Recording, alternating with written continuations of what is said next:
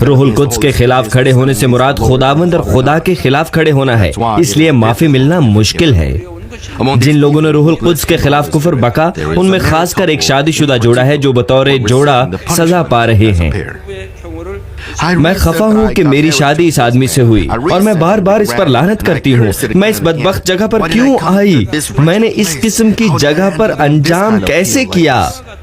اس کی وجہ سے میں نے دھوکہ کھایا، میں نے اس سے دھوکہ کھایا۔ یہ اتھا گڑھے میں گریہ زاری کرتی ہوئی ایک عورت کی آواز کی بازگشت ہے۔ ایک عورت نے اپنے شوہر سے دھوکہ کھایا اور اس کے ساتھ خدا کے خلاف کھڑی ہو گئی۔ نتیجے کے طور پر اس کا انجام اتھا گڑھے میں ہوا اور اب وہ اپنے شوہر پر لعنت کرتی اور شکایت کرتی ہے۔ وہ دونوں بدکار ہیں، لیکن بیوی اپنے ایمان پر روح القدس اور خدا کے خلاف کھڑی نہیں ہو سکتی تھی۔ اس نے اس کے ساتھ اپنی جسمانی محبت کے سبب سے اپنے آپ کو اپنے شوہر اور اس کے بد اعمال کے ساتھ خدا کے خلاف کھڑے ہونے سے منسلک کیا۔ یہ جوڑا جو مل کر روح القدس کے خلاف کفر بکتا تھا، وہ سزا بھی مل کر ہی پائیں گے۔ انہیں ابلتے پانی سے بھری ہوئی بڑی سی ہنڈیا میں جانا ہے۔ ہنڈیا میں گندگی ہے جو حقیقتاً ناقابل شناخت بدبو چھوڑتی رہتی ہے۔ ہنڈیا کے پیندے میں مسلسل جلتی ہوئی آگ ہے اور پانی ہمیشہ ابلتا رہتا ہے۔ ایک بار وہ پانی سے بھری ہوئی ہنڈیا میں چلے گئے تو ان کی جلد پر خشکی پر رہنے والے مینڈک کی جلد کی طرح پھپھولے بن جائیں گے، ان کی آنکھ کے ڈیلے بھی بہہ جائیں گے، ان کا سارا بدن بہت بدصورت ہو جائے گا، ان کا بدن مڑ جائے گا، گندی بدبو کے باعث ان کی سانس رک جائے گی۔ لہرانے اور پیچوتاب کھا کھا کر درد سے چھٹکارا پانے کی کوشش کریں گے اور وہ اپنے سر کو پانی پر رکھیں گے، پھر ان کے سر کو واپس ہنڈیا میں دھکیلنے کے لیے اوپر سے ایک بڑا پاؤں اترے گا۔ یہ پاؤں اس جوڑے پر تشدد کرنے والے داروغی کا ہے۔ اس پاؤں کے تلوے پر بہت گھنے سے تیز ناخن ہیں۔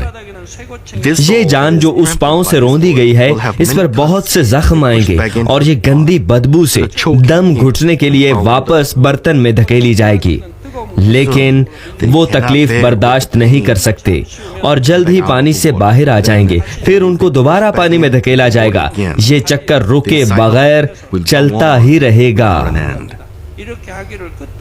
لیکن یہ سزا ایک وقت میں صرف ایک شخص کو دی جاتی ہے۔ جب شوہر ہنڈیا میں ہوتا ہے تو بیوی کو ہنڈیا کے باہر سے یہ ڈراؤنا منظر دیکھنا پڑتا ہے۔ جب بیوی سزا پا رہی ہوتی ہے تو شوہر کو بیوی کی سزا دیکھنی پڑتی ہے۔ اس فانی دنیا کے برعکس وہ ہنڈیا کے باہر سے اندر دیکھ سکتے ہیں۔ پہلے جب وہ اپنے شریک حیات کو تکلیف میں مبتلا دیکھتے تو ان کا دل ٹوٹتا ہوا محسوس ہوتا تھا۔ تب تک وہ شوہر اور بیوی کے درمیان کچھ محبت رکھتے تھے۔ وہ یہ کہہ کر اپنے شریک حیات کے لیے بھاگیں گے کہ میرا شوہر، میری بیوی اس میں ہے، برائے مہربانی اسے باہر نکالو، برائے مہربانی اس پر پاؤں نہ رکھو، برائے مہربانی اس کو باہر نکالو۔ لیکن تھوڑی دیر کے بعد وہ اپنے شریک حیات کے لیے مزید نہیں بھاگتے۔ ایسا کیوں ہے؟ اس لیے کہ کئی بار سزا پانے کے بعد ان کو سمجھ آتی ہے کہ جب ان کے شریک حیات کو زیادہ سزا ملتی ہے تو انہیں خود کم سزا ملتی ہے۔ اس لمحے جب ان کو اس حقیقت کی سمجھ آتی ہے، وہ جہنم کے داروغے سے بالکل کچھ فرق کہتے ہیں۔ ہنڈیا میں شدید تکلیف پاتے ہوئے دیکھ کر وہ شور کرتے ہیں کہ اس کو دیر تک یہیں رہنے دو، میں تھوڑا اور آرام کر لوں گا، اس کو یہیں رہنے دو۔ جو ہنڈیا میں تکلیف اٹھا رہا ہے وہ اپنے شریک حیات کو دیکھ کر اس سے نفرت کرے گا جو ہنڈیا سے باہر ایسا کہہ رہا ہوگا۔ جب یہ وقت گزر جاتا ہے، شوہر اور بیوی ایک دوسرے پر زیادہ سے زیادہ لعنت کرتے ہیں۔ یہ جسمانی محبت ہے۔ بیوی خداوند کو دھوکہ دینے تک ضرور اپنے شوہر کے ساتھ تھی کیونکہ وہ اپنے شوہر سے محبت رکھا کرتی تھی، لیکن اس جسمانی محبت کا نتیجہ کیا؟ وہ جہنم میں گرے اور انہوں نے اکٹھے سزا پائی۔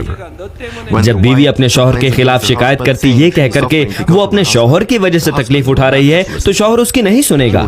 وہ بلند آواز کے ساتھ اپنی بیوی پر لعنت کرے گا۔ وہ اس پر لعنت کرتا ہے جس نے اس کا ساتھ دیا تھا۔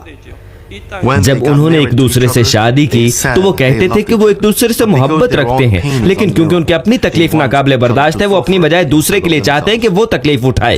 یہ ہے آلودگی، یہ ہے جسم اور یہ ہے جہنم۔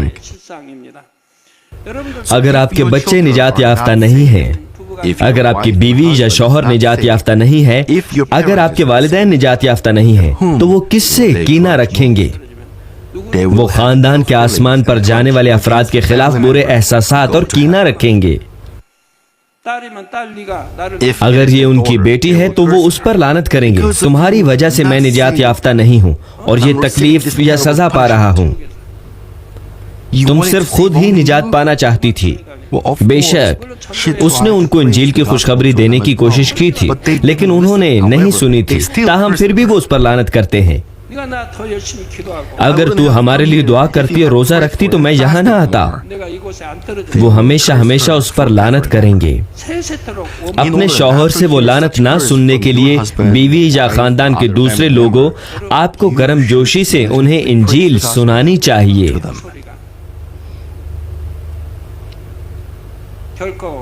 आपको चाहिए कि उन्हें इंजील की खुशखबरी दें।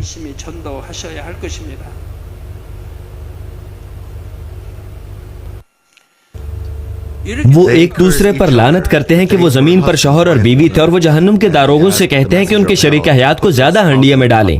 तब जहन्नुम के दारोगे इस पर खुशी करते हैं। दारोगे उनको इस तरह देखते हैं जैसे वो कोई दिलचस्प फिल्म देख रहे हों, ये कहकर के वो इस जगह पर एक दूसरे पर लानत कर रहे हैं। उनकी बदकारी हमें बहुत खुश करती है। और मिजाज को ज्यादा सख्त बनाने के लिए हंडिया के नीचे आग को और तेज कर देते हैं।